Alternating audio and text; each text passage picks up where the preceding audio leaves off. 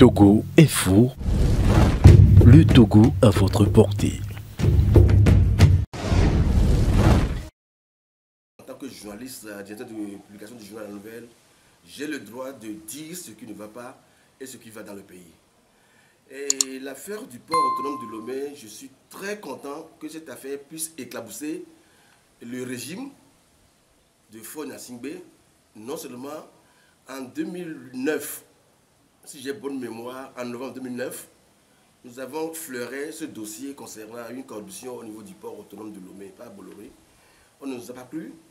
En 2010, avant les élections, Faure Gnassingbé a rencontré le chef d'État sortant et Sarkozy en Espagne, où ils ont échangé, et Sarkozy lui a imposé de prendre Bolloré et lui donner le port pour qu'il puisse faire son deuxième mandat en 2010.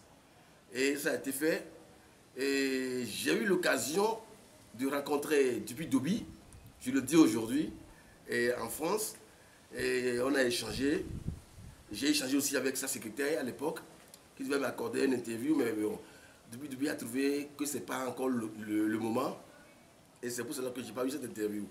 Mais par contre, céder le port, brader le port qui était bien commun, un individu qui se lève, brade l'économie du Togo à un étranger, de surcroît un Français, je suis vraiment très touché, peiné, parce que la somme déployée et la somme donnée, soi-disant pour corrompre le chef de l'État, donc je mets entre guillemets, est-ce que 375 millions d'euros convertis, ça fait 255 millions de francs CFA, on a pris pour corrompre Faure Gnassingbé?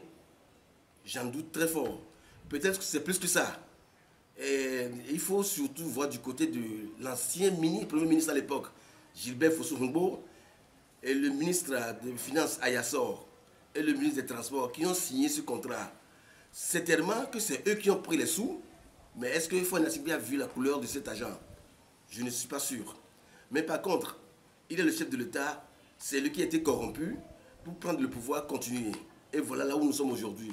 Je me pose la question, le rôle que la juge française a pu faire en France pour traîner Bolloré à la justice, est-ce qu'au Togo, un magistrat, un juge peut avoir ce courage? Puisque au Togo, les juges sont aux ordres. Donc je félicite d'abord la France et la justice française. Ça prouve automatiquement que la justice existe en France. Mais au Togo, c'est l'occasion que nos juges puissent prendre cette affaire en compte. Parce que c'est le bien de tous les Togolais. Le port autonome, il faut le dire, c'est Sivalis Olympio qui a mis les premiers pieds, qui a construit le port autonome. Et nous savons de quoi il s'agit. Et le port a été construit par les Allemands. Et c'est les Français qui en bénéficient aujourd'hui. Dans ce système qui se passe, la meilleure solution aujourd'hui, c'est de rompre le contrat avec Bolloré. Moi, je souhaite qu'on rompe le contrat avec lui, qu'on lui renvoie. Parce qu'on ne peut pas impliquer un chef d'État dans cette affaire et le gouvernement n'a rien à dire pour le moment. Personnellement, je suis sceptique sur la somme donnée, mais peut-être que c'est plus que ça, plus que le port autonome de Lomé engendre des milliards par an. Et le port est concédé pour 35 ans à un individu qui est Bolloré. Je suis vraiment désolé. Il faut que ça s'arrête.